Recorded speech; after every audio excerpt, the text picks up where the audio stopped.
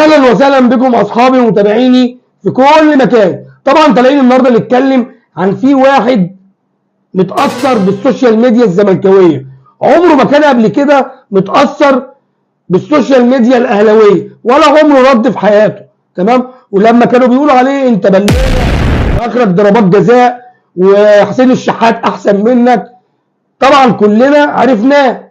احمد زيزو البلونه منزل على حسابه على الانستجرام بيقول يسخرون مما يخافون وينتقدون ما لا يستطيعون الوصول اليه. طبعا ما شاء الله شاعر قد الدنيا.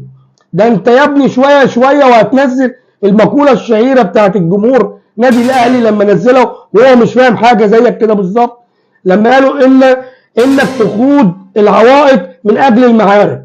حاجه جميله جدا والله ما شفت زي كده. انا حابب بقى ارد عليه انا كمحمد شيتوس الزملكاوي، احب اقول له يا جدعان احنا لا بنخاف من شيء احنا صنعناه ولا ننتقد شيء احنا اللي عملناه.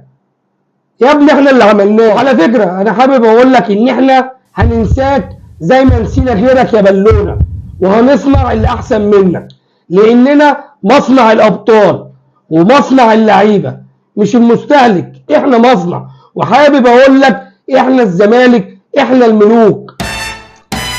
اجمد كده يا بيزو عشان خاطر اللي جاي غير اللي فات. اجمد كده واشرب بريل واجمد عشان اللي جاي غير اللي فات، عشان انت بقيت عندنا زيك زي الاموال.